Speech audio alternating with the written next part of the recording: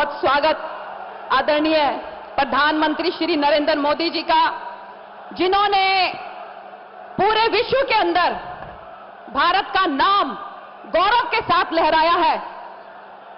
मैं कहना चाहूंगी, हस्तियां भी हैरत से देखती हैं हमें, हस्तियां भी हैरत से देखती हैं हमें, न जाने कौन सी बुलंदियों को छूने चले हैं हम। ऐसे हमारे भारत के सपूत, मां भारती के लाल आदरणीय प्रधानमंत्री श्री नरेंद्र मोदी जी का सिरसा की धरती पर, पीर पैगंबरों की धरती पर, संत महात्माओं की धरती पर बहुत बहुत स्वागत है, बहुत बहुत अभिनंदन है। अब मैं आग्रह करूंगी हमारे फतेहाबाद जिला के जिलाध्यक्ष भाई वेद फूला जी और सिरसा के जिलाध्यक्ष भाई यतींदर जी से कि वो हमारे आदरणीय प्रधानमंत्री जी को सुंदर सी बढ़िया सी पगड़ी पहनाकर उनका स्वागत करें। जोरदार तालियों के साथ आप सब लोगों ने स्वागत करना है।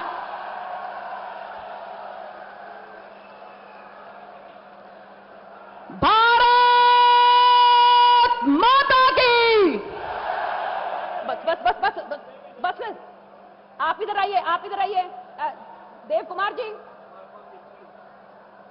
अब मैं आग्रह करूंगी हमारे बहुत ही आदरणीय विश्वास सारंग जी और जगदीश चोपड़ा जी कि वो आदरणीय प्रधानमंत्री जी को बुके देकर उनका स्वागत करेंगे।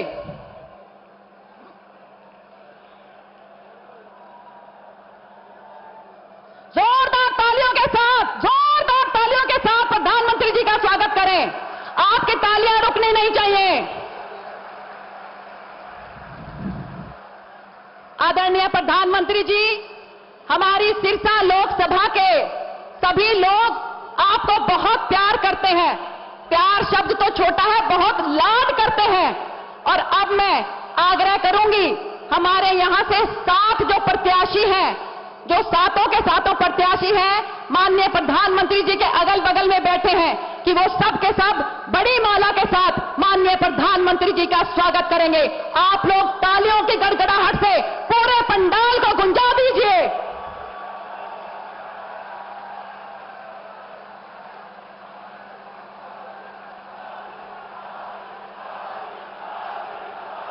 मोदी मोदी मोदी मोदी मोदी मोदी मोदी मोदी मोदी मोदी।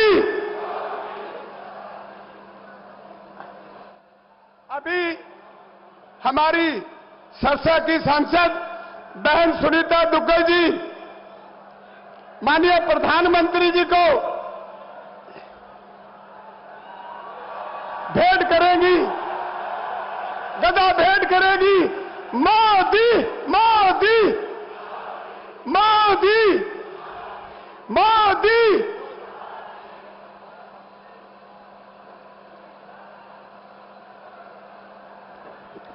आदरणीय प्रधानमंत्री जी, सिरसा की जनता आंखें बिछाकर आपका इंतजार कर रही थी।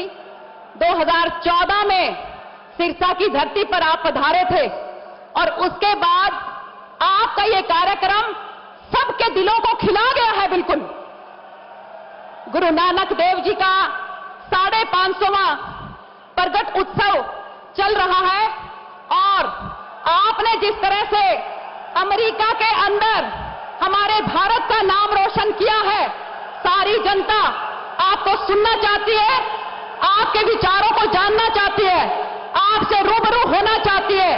तो मैं ये कहना चाहूंगी कि माननीय प्रधानमंत्री जी जब भी किसी मिशन पर निकलते हैं, किसी मुकाम पर निकलते हैं, तो वो क्या कहते हैं? देश शिवावर मोहे शुभ कर्मण तो तब हूं न डरूं, न डरूं अरिसो जब जाए लड़ूं, निश्चय कर अपनी जीत करूं। सिरसा की धरती पे आदरणीय प्रधानमंत्री जी का बहुत बहुत स्वागत है, बहुत बहुत खैर मकदम है।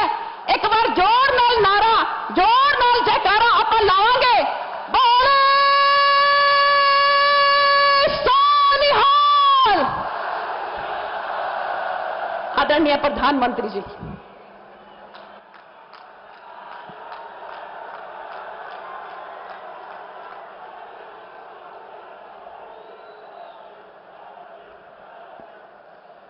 भारत माता की,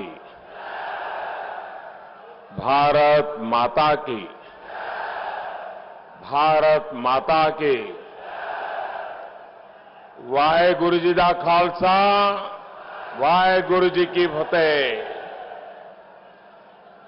संतां दी, गुरुआं दी ऐसे पावन धरती ते सारे बड़े बुजुर्गां, माता बहना अते वीरां नूं जी आयां नूं सत श्री अकाल।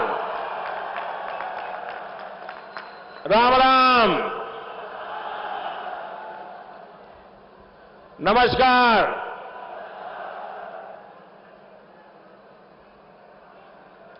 गुरु घरों की इस पावन धरती को, धर्म नगरी सिरसा को, और जहां पहली पातशाही श्री गुरु नानक देव जी के चरण पड़े थे, इस पावन स्थान का मैं वंदन करता हूं, नमन करता हूं।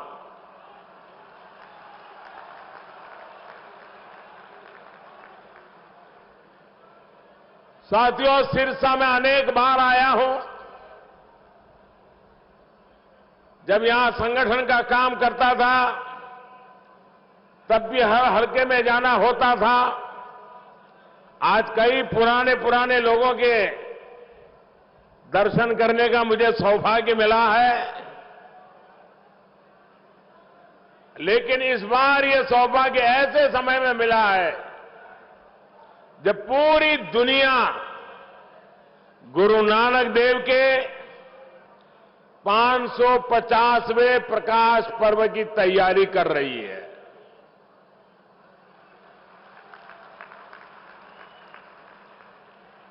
जिस दिन मैं सारा नूं लख लख बधाइयां देदा।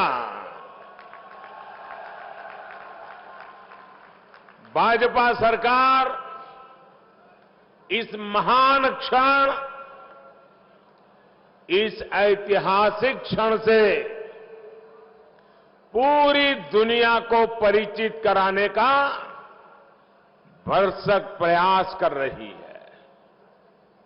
यही कारण है कि पूरे विश्व में भारत सरकार इस पर्व को मनाने वाली है। केंद्र सरकार ने फैसला किया है कि कपूरथला से तरन तारण के पास गोविंदवाल साहब तक जो नया नेशनल हाईवे बना है, उसको अब गुरु नानक देव जी मार्ग के नाम से जाना जाएगा। भाइयों और बहनों, भाजपा की एनडीए की सरकार को एक और सौभाग्य भी मिला है। हमारे गुरु के पवित्र स्थान करतारपुर साहिब और हम सभी के बीच जो दूरी थी, रुकावट थी, वो दूरी अब समाप्त होने वाली है। 70 सालों तक दूरबीन से गुरु घर के दर्शन की मजबूरी अब खत्म हो रही है। करतारपुर कॉरिडोर करीब करीब तैयार हो चुका है।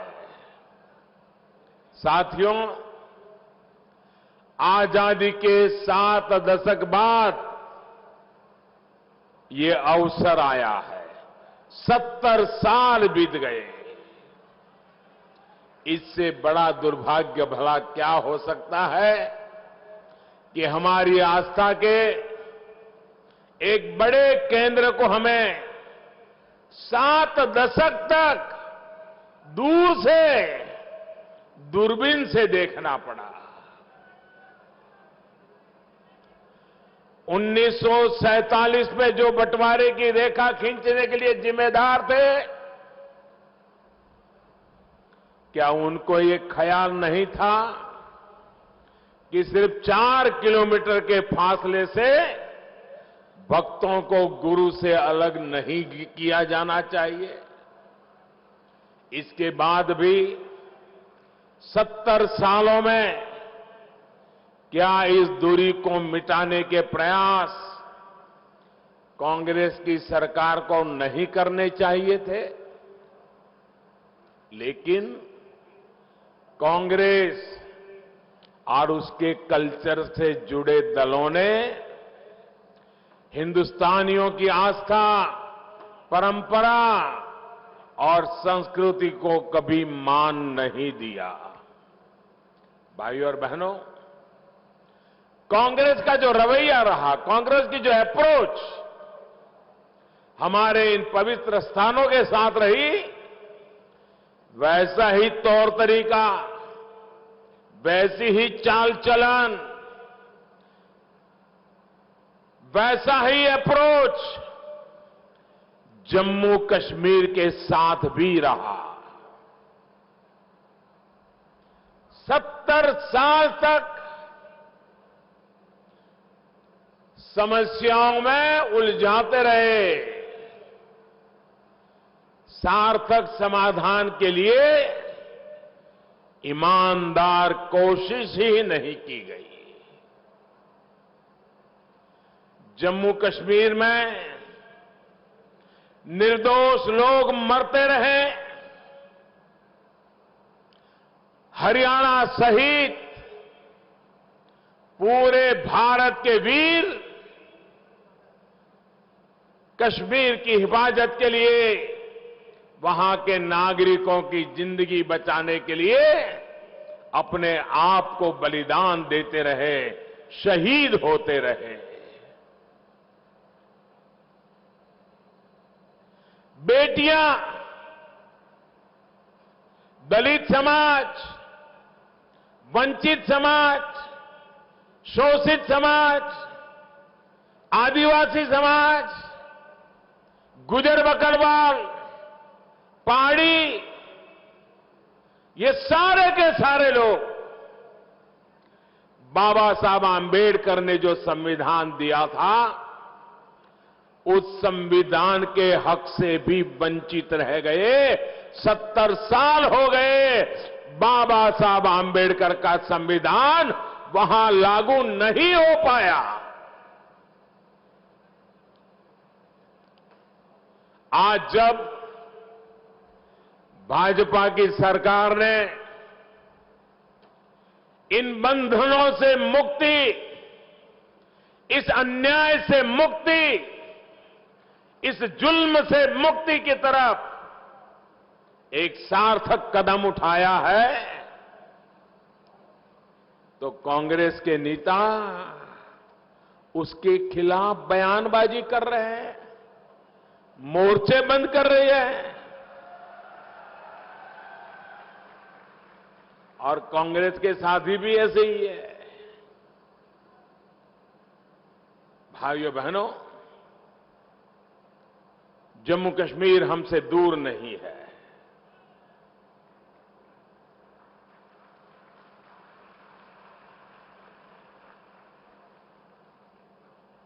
दिल्ली में सोई हुई सरकार ने एक के बाद एक कश्मीर की हालत कैसे बिगाड़ती चली गई।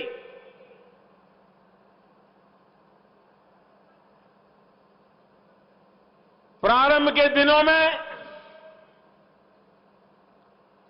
पाकिस्तान की मदद से हमारा कुछ हिस्सा छीन लिया गया, पीओके बन गया, पाक ऑक्यूपाइड कश्मीर हो गया। उसके कुछ सालों के बाद योजनाबद्ध तरीके से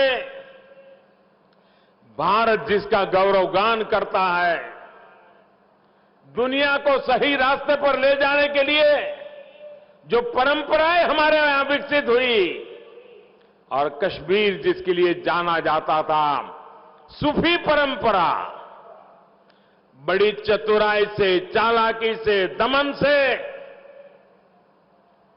पहले सूफी परंपरा का खात्मा कर दिया गया, सूफी सोच को दफना दिया गया। एक के बाद एक कदम, पहले कुछ हिस्सा पाकिस्तान के हवाले कर दिया,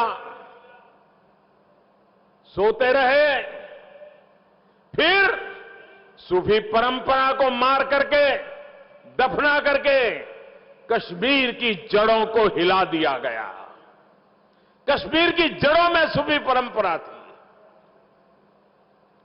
जो एकता का, भाईचारे का, सद्भाव का, समभाव का संदेश देती थी, उसे तबाह कर दिया गया। और धीरे धीरे और कदम आगे बढ़ते चले गए। फिर भी दिल्ली के अंदर बैठे हुए राजनेताओं को इतना बड़ा जुल्म हो रहा है, वो दिखाई नहीं दिया। उनको तो लगा कि एक दो परिवारों को संभालो, कश्मीर संभल जाएगा। एक दो परिवारों को जो चाहे करने दो, कश्मीर संभल जाएगा। एक दो परिवारों को मनमानी करने दो, लूटना है तो लूटने दो, जनता की बर्बादी होती है तो होने दो, कश्मीर संभल जाएगा। यही कारनामे चलते रहे। फिर एक साल ऐसा भी आया, पहले कुछ हिस्सा गया, फिर सूफी परंपरा गई, फिर जम्मू के साथ, लद्दाख के साथ भेदभाव का सिलसिला चलाया गया। लगातार जम्मू के साथ अन्याय, लगातार लद्दाख के साथ अन्याय, लगातार करगिल के साथ अन्याय, भेद रेखाएं खींची गई, समाज को बिखराव की तरफ धकेल दिया गया। फिर एक चाल चली गई और उस चाल के तहत वो तबका आया जब कश्मीर की धरती से 4 लाख से ज्यादा कश्मीरी पंडितों के परिवारों को मौत के घाट उतारना, बेटियों पे बलात्कार करना, उनको कश्मीर छोड़ने के लिए मजबूर कर दिया गया। एक के बाद एक कदम देखिए, और फिर बम, बंदूक और पिस्तौल के जोर पर पाकिस्तान से भेजे गए टेररिस्टों के बल पर, अलगाववाद के नाम पर, और हर बार धारा 370 दिखा दिखा करके दिल्ली को भी डराया गया। देश की एकता और अखंडता के पर खतरा है, ऐसा माहौल बना दिया गया। और दिल्ली में बैठे हुए लोग सब कुछ आंख मूंद करके बैठे रहे। कश्मीर तबाह होता चला गया। टेररिस्ट तय करते थे, अलगाववादी तय करते थे, सोमवार को क्या होगा, मंगलवार को क्या होगा, जनवरी में क्या होगा, फरवरी में क्या होगा, अक्टूबर में क्या होगा, नवंबर में क्या होगा, सारा कैलेंडर आतंकवादी तय करते थे, अलगाववादी तय करते थे। देश के दुश्मन पड़ोस में से इशारा करते थे और यहां पर नाचने वाले खेल खेलते थे। भाइयों, ये सब चलता रहा और देश के वीर जवान शहीद होते रहे। तिरंगे झंडे को जूतों के नीचे रौंद दिया जाता था, तिरंगे झंडे को आग लगा दी जाती थी और सब कुछ चल रहा था। आप मुझे बताइए मेरे प्यारे भाइयों बहनों, क्या ऐसे ही चलने देना चाहिए? क्या पूरी ताकत से बताइए, क्या ऐसे ही चलने देना चाहिए क्या? क्या दिल्ली की गद्दी संभालने के लिए कश्मीर को तबाह होने देना चाहिए क्या? क्या कश्मीर ज्यादा प्यारा होना चाहिए कि प्रधानमंत्री का पद ज्यादा प्यारा होना चाहिए? हर हिंदुस्तानी का एक ही जवाब होता है, अरे प्रधानमंत्री के पद तो आते हैं जाते हैं, मेरा कश्मीर रहना चाहिए, मेरी कश्मीर के लोग रहने चाहिए। और इसलिए भाइयों बहनों, और इसलिए अब कैलेंडर वो तय नहीं करेंगे, दुश्मन देश में से तारीखें तय नहीं होगी, अब तारीखें हिंदुस्तान तय करेगा।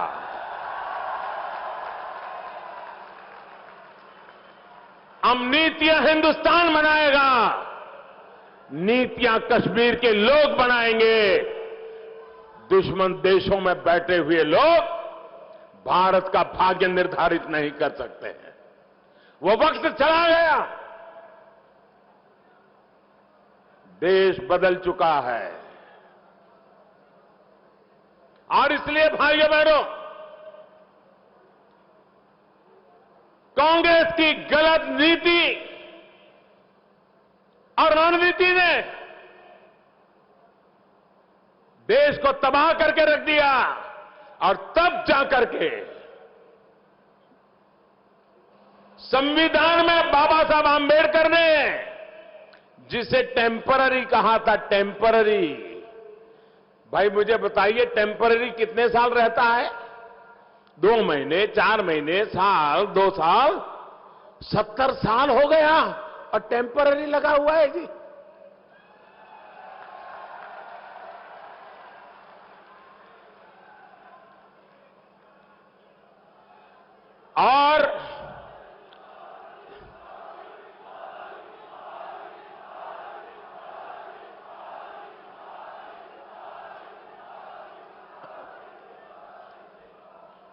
और जब टेम्पररी लगता है ना, टेम्पररी,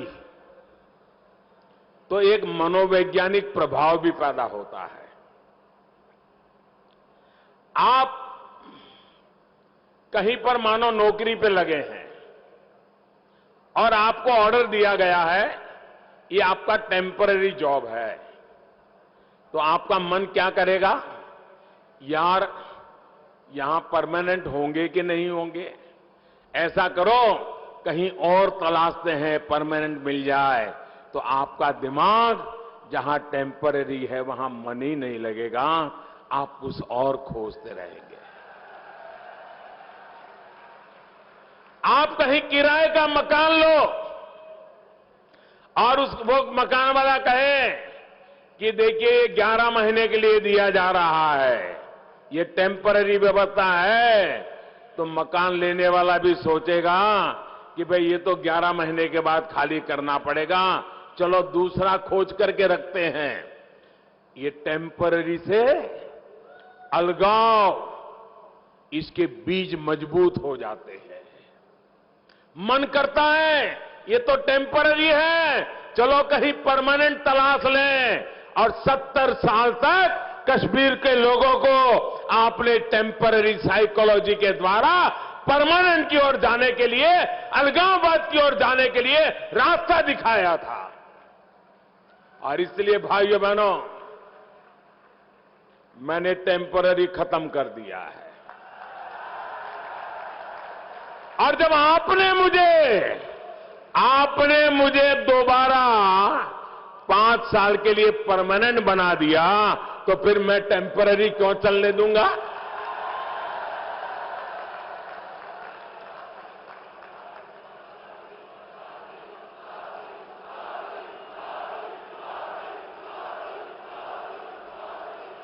आप मुझे बताइए मेरे प्यारे भाइयों बहनों, मैं हरियाणा के उत्तरी छोर में खड़ा हूं।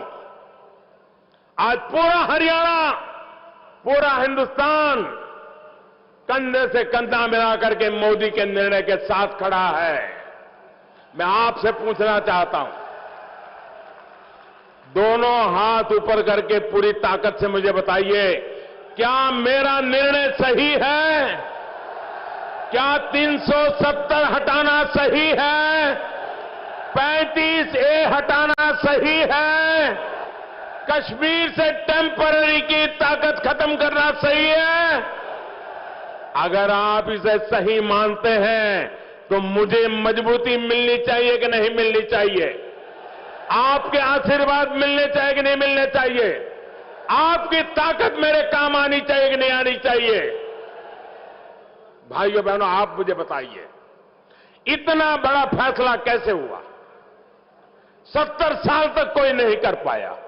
बहुमत तो उनको भी मिला था, सरकारें उनके पास भी थी, क्यों नहीं कर पाए? आज क्यों हुआ? इतना बड़ा निर्णय आज क्यों हुआ? क्या कारण? क्या कारण? इतना बड़ा निर्णय क्यों हुआ? क्या कारण से हुआ? जी नहीं, ये मोदी के कारण नहीं हुआ है। आपका जवाब गलत है। ये आपके कारण हुआ है, क्योंकि आपने वोट देकर के मुझे फिर से देश की सेवा करने का मौका दिया है। और इसलिए मेरे प्यारे भाइयों बहनों, ये संभव हुआ है। और इसलिए मैं कहने आया हूं, एक बार फिर से लोकसभा से भी ज्यादा ताकत से हरियाणा में मुझे सेवा करने का मौका दीजिए। आपके सारे सपने पूरे करने के लिए मैं लगा रहूंगा। भाइयों बहनों, कांग्रेस की गलत नीति और रणनीति का भुगतान हमारे हरियाणा के और देश के जवानों ने किया, और मेरा किसान भी कर रहा है। हमारे हक का पानी हमारे काम आ सके, इसके लिए 70 सालों में कोई सार्थक कदम नहीं उठाया गया। हमारी नदियों से हमारे हिस्से का पानी बहकर के पाकिस्तान जाता रहा, और हमारी सरकारें देखती रही।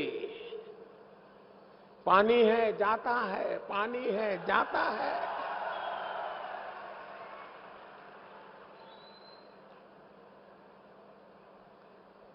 आप मुझे बताइए भाई, जिस पानी पर आपका हक है, वो पानी पाकिस्तान जाने देना चाहिए क्या? वो पानी आपको मिलना चाहिए कि नहीं मिलना चाहिए?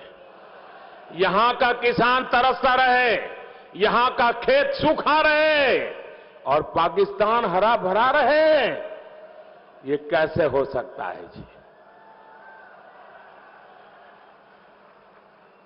ये पानी पर आपका हक है, और मैं एक बूंद पानी जो आपका हक का है, वो अब पाकिस्तान में नहीं जाने दूंगा।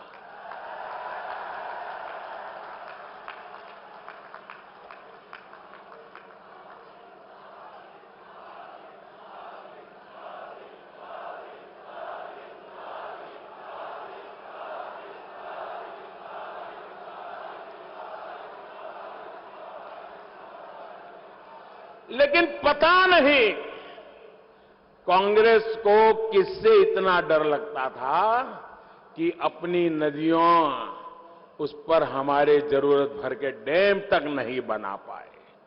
साथियों, सिरसा पर तो कभी सरस्वती नदी की भी कृपा रही है।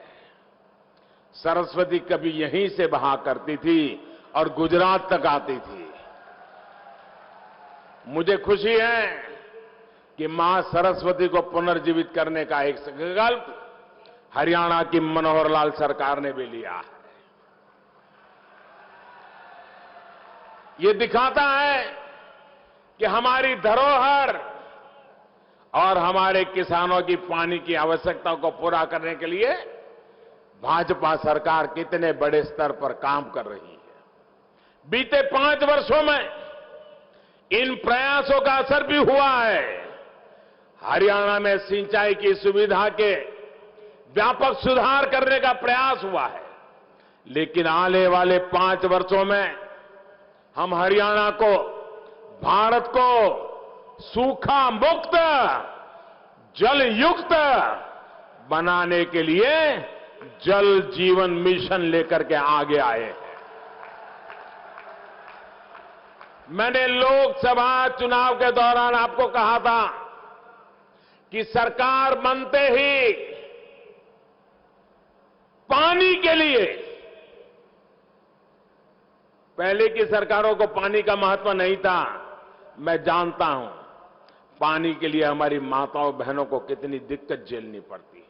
मैं जानता हूं पानी के लिए मेरे किसान को कितनी मेहनत करनी पड़ती है, और इसलिए हमने सरकार बनाते ही पानी का एक अलग मंत्रालय बना दिया, अलग मिनिस्ट्री, वो सिर्फ पानी पे काम करेगी।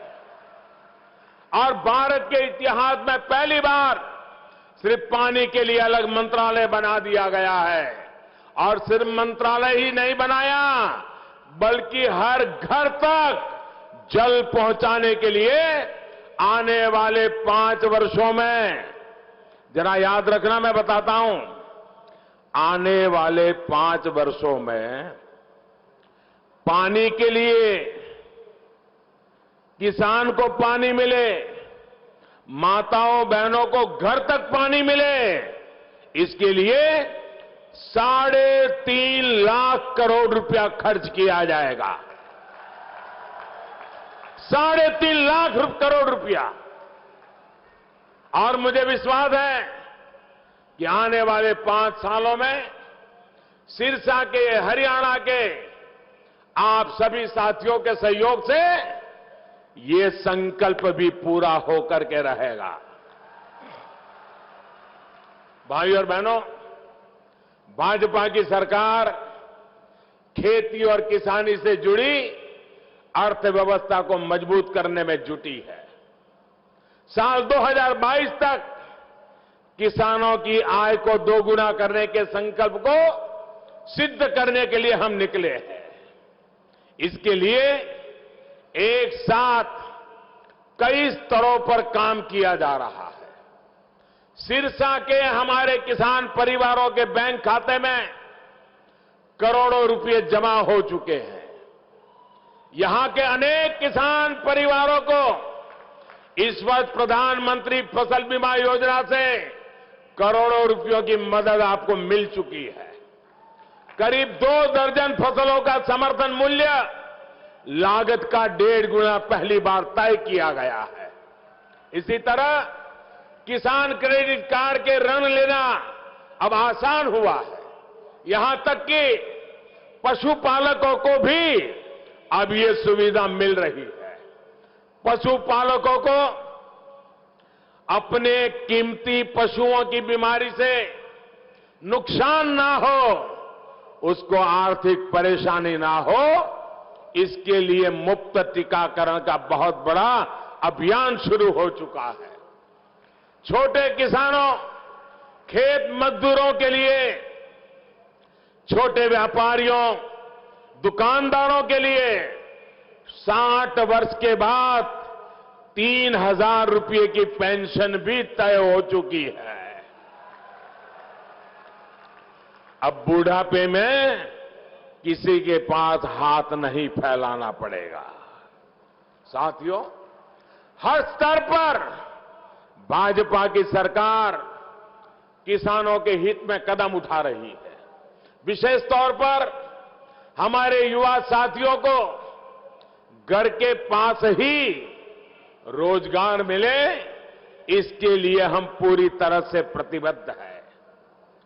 हरियाणा की भाजपा सरकार ने तो सरकारी नौकरियों में होने वाली बंदरबाट पर ताला लगा दिया है। जो भाजपा का घोर विरोधी भी है, वो भी आज मान रहा है कि इस सरकार के कारण सामान्य से सामान्य युवा के घर भी नौकरी का नियुक्ति पत्र पहुंच रहा है।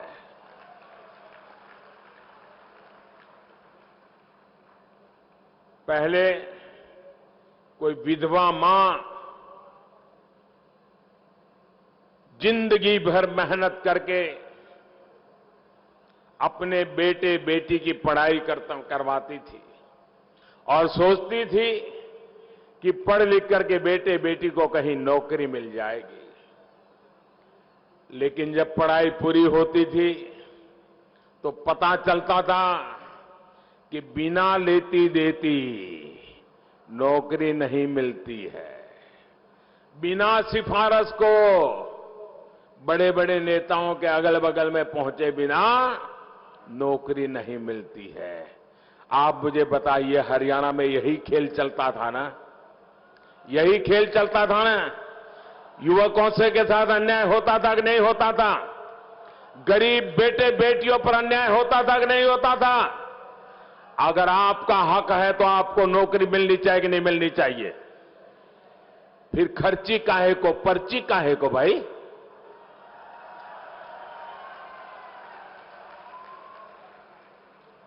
ये खर्ची और पर्ची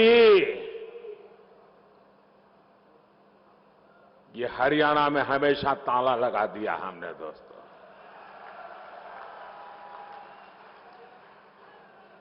ये बहुत बड़ा परिवर्तन है और जिसका साक्षी मेरा हरियाणा बना है।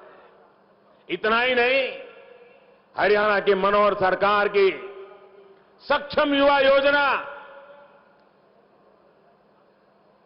आज उसकी भी बहुत चर्चा है। इसके तहत भी हजारों युवा साथियों को अलग अलग विभागों में तैनात किया गया है। भाइयों और बहनों, हमारी युवा शक्ति ही भारत की ताकत है। इस युवा शक्ति पर पूरी दुनिया की नजर है। केंद्र हो या फिर हरियाणा की भाजपा सरकार, युवाओं के कौशल विकास पर हमारा विशेष बल है। हमारी कोशिश है कि देश के लिए तो युवाओं को तैयार करना ही है, दुनिया के लिए भी हम युवा टैलेंट बना रहे हैं।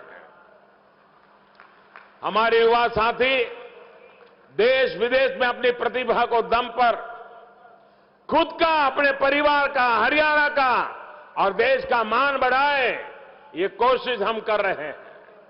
भाइयों और बहनों, सिरसा के सुरमा तो खेल से लेकर सरहद तक भारत की शान और सुरक्षा में अपना खून पसीना बहाते आए हैं। यहां की ये पहचान और सशक्त होनी चाहिए, लेकिन इसके लिए हमारे युवा साथियों को अपनी फिटनेस पर बहुत ध्यान देना होगा। आपने बेटी बचाओ बेटी पढ़ाओ अभियान को पूरे देश के लिए प्रेरणा बना दिया। अब फिट इंडिया अभियान को सफल बनाने का दायित्व भी मैं विशेष रूप से हरियाणा के नौजवानों को देना चाहता हूं, क्योंकि मेरा आप पर भरोसा है। आप देश को दिशा दिखा सकते हैं। यहां के युवा साथियों से मेरा आग्रह है कि इस अभियान से ज्यादा संख्या में जुटे। साथियों, नशे की जो लत है उससे हम सभी को मिलकर लड़ना है। ये सिर्फ एक व्यक्ति को नहीं, बल्कि पूरे परिवार को, पूरे समाज को, पूरे देश को बर्बाद कर देती है। और हमारे पड़ोस में अगर टेररिस्टों को भेज करके काम नहीं चलता है, शस्त्रों को भेज करके काम नहीं चलता है, तो आजकल उन्होंने नशीली चीजें हिंदुस्तान में चोरी छिपी से पहुंचाना और मेरे देश के युवा धन को बर्बाद करने का षड्यंत्र चलाया हुआ है। पड़ोसी देश से नशे की जो खेप यहां चोरी छिपी पहुंचती है, उससे हमें वैसे ही निपटना है जैसे हम आतंकवादियों से हमारे नौजवान सीने पर गोलियां झेलते झेलते उनको पहुंचा देते हैं। और इसलिए भाइयों बहनों, सीमा की भी रक्षा करनी है, आतंकवादियों को भी सफाया करना है और मेरे देश की युवा पीढ़ी को भी बचाना है। हमारी युवा पीढ़ी को नशे की लेत में धकेलने की ये बहुत बड़ी साजिश देश के खिलाफ हमारे दुश्मन रचते रहे हैं। इसको हमें पूरी शक्ति से नाकाम करना है। साथियों, अपने स्वार्थ के लिए लोगों को बांटना, उनका फायदा उठाना कांग्रेस और उसके जैसे दलों की पुरानी आदत रही है। इन लोगों ने हरियाणा के साथ भी यही किया है। कांग्रेस के किसी परिवार को अगर जमीन चाहिए तो हरियाणा, कांग्रेस के किसी परिवार को जमीन का ठेका लेना है तो हरियाणा से, अरे कांग्रेस के किसी दामाद को अगर जमीन चाहिए तो हरियाणा से।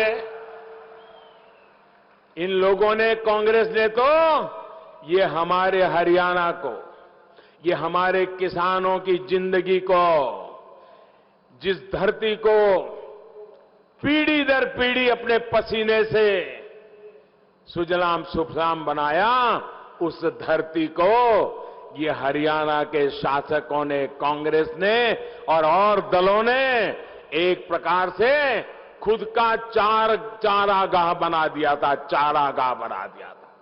यहां की जमीन, यहां की कमाई को कांग्रेस ने जम करके लूटा है। ये सच्चाई जब अब आप जान भी चुके हैं, पहचान भी चुके हैं, हरियाणा के विकास के लिए आपकी ये सतर्कता बहुत जरूरी है। भाइयों और बहनों, बीते 5 वर्ष में सिरसा और हरियाणा के लिए हर क्षेत्र में प्रशंसनीय काम यहां की सरकार ने किए। बिना किसी भेदभाव के, बिना किसी द्वेष के, सबके लिए, सबके साथ से यहां विकास हुआ है। यहां से तो अधिकतर प्रतिनिधि विरोधी दलों के थे, फिर भी भाजपा सरकार ने विकास के काम में पक्षपात नहीं किया, क्योंकि ये हमारा ना तो स्वभाव है और न ही ये हमारे संस्कार है। एक नूर ते सब जग उपजया, कौन भले को मंदे। हम गुरु के इस अमर संदेश को मानने वाले लोग हैं और इसलिए हमारे लिए आप सब हमारे हैं, आप सब मेरे परिवार के सदस्य हैं, आप ही मेरा परिवार है।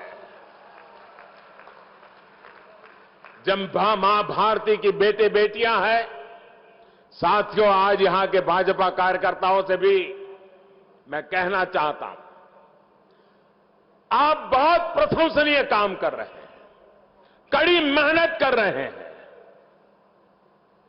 और इसके लिए मैं आपको बहुत बहुत बधाई देता हूं, क्योंकि मैंने इस क्षेत्र में काम किया है। पहले हमें कितनी मुसीबतें होती थी वो मैंने खुद ने झेली है, इस धरती पर रह करके झेली है और आज वहां से यहां तक पहुंचाने में आप लोगों ने बड़ी मेहनत की है, बड़ा परिश्रम किया है। आप अभिनंदन के अधिकारी हैं।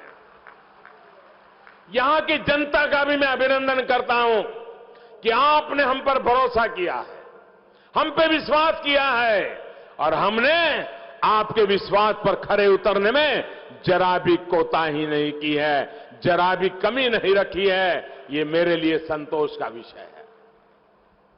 आपके प्रयासों के कारण ही सिरसा की जनता में भारतीय जनता पार्टी के प्रति विश्वास बढ़ा है।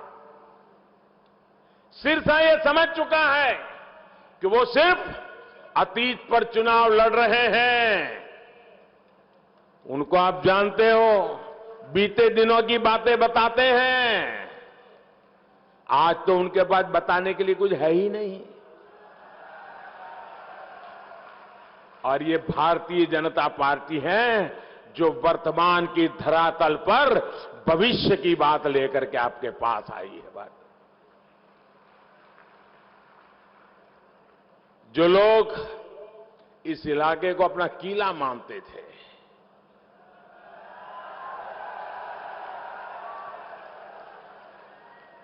क्या हुआ भाई? अंदर अंदर भीड़ गए। क्या ये सिद्धांतों की लड़ाई है? ये सिद्धांतों की लड़ाई है? ये सिद्धांतों की नहीं लड़ाई। ये कुनबा इसलिए लड़ रहा है कि मलाई बांटने का झगड़ा हो रहा है।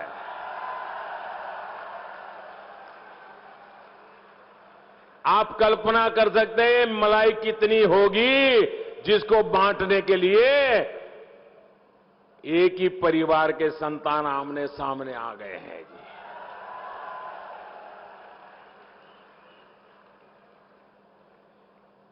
अब उनको छुट्टी दे दो, हमेशा हमेशा छुट्टी दे दो और उनको कहो ये जितना माल इकट्ठा किया है पहले परिवार में बांटने का पूरा करो। बहुत हो गया, हम नया लूटने नहीं देंगे।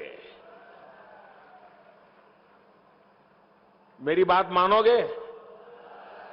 दोनों हाथ ऊपर करके बताओ, मानोगे? अब हमेशा हमेशा ये लूटने वालों को भेजो घर।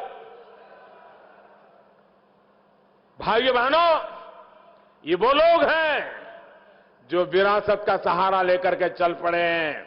हम विरासत की महत्व तो समझते हैं, लेकिन हम विकास और जनविश्वास की पूंजी लेकर के आए हैं। कुछ महीने पहले लोकसभा का चुनाव में भाजपा के एक एक कार्यकर्ता ने जो जज्बा दिखाया है, यहां की जनता ने जो विश्वास जताया है, और परिणाम है कि सिरसा में आज पूरी शक्ति से कमल खिल रहा है। भाइयों बहनों, हमें सिर्फ कमल का फूल याद रखना है। हमें सिर्फ हमारा मिशन याद रखना है। मोदी आपके पास सिर्फ और सिर्फ कमल का फूल लेकर के आया है। इस कमल के फूल को आशीर्वाद देना है। ये मोदी का नाम किसी के लिए नहीं है, ये मोदी का नाम सिर्फ फूल के लिए है। हमारे लिए व्यक्ति से बड़ा दल है और दल से बड़ा देश है जी। इसी मंत्र पर चलते हुए हमें 21 अक्टूबर को पूरी ताकत लगानी है। 21 अक्टूबर को क्या है? 21 अक्टूबर को क्या है? अरे जरा जोर से बताइए ना। 21 अक्टूबर को क्या है? 21 अक्टूबर को क्या है? अरे 21 अक्टूबर को सोमवार है।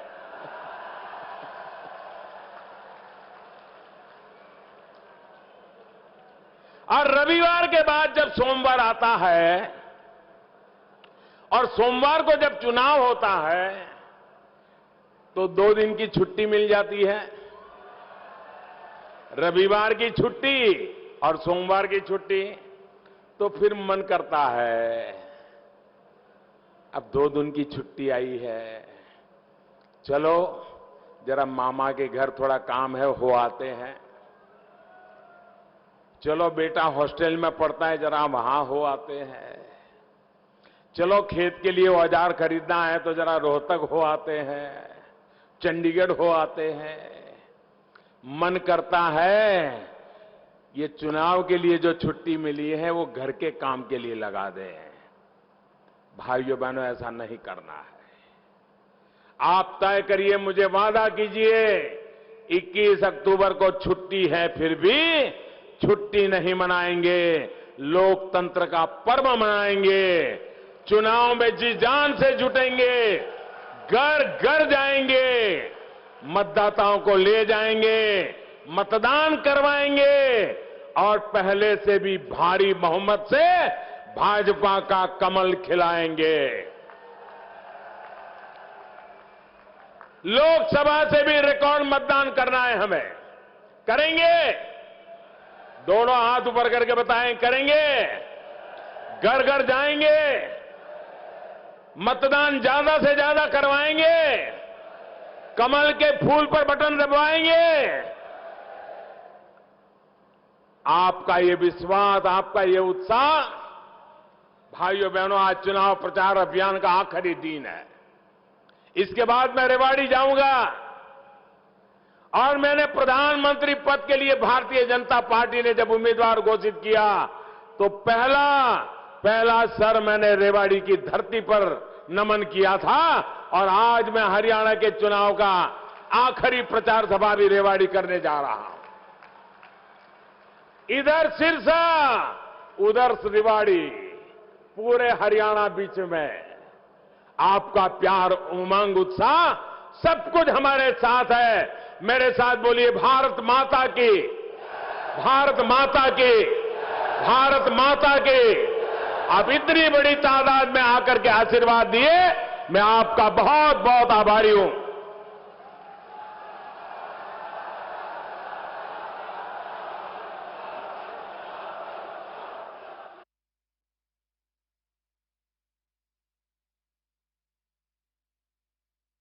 जोरदार तरीके से मेरे साथ बोलेंगे, श्री नरेंद्र मोदी, श्री नरेंद्र मोदी, श्री नरेंद्र मोदी। बहुत बहुत धन्यवाद माननीय प्रधानमंत्री जी का। हार्दिक स्वागत, हार्दिक अभिनंदन, हार्दिक धन्यवाद। आपने हमारे सभी सिरसा वासियों के मन को मोह लिया। बहुत बहुत धन्यवाद।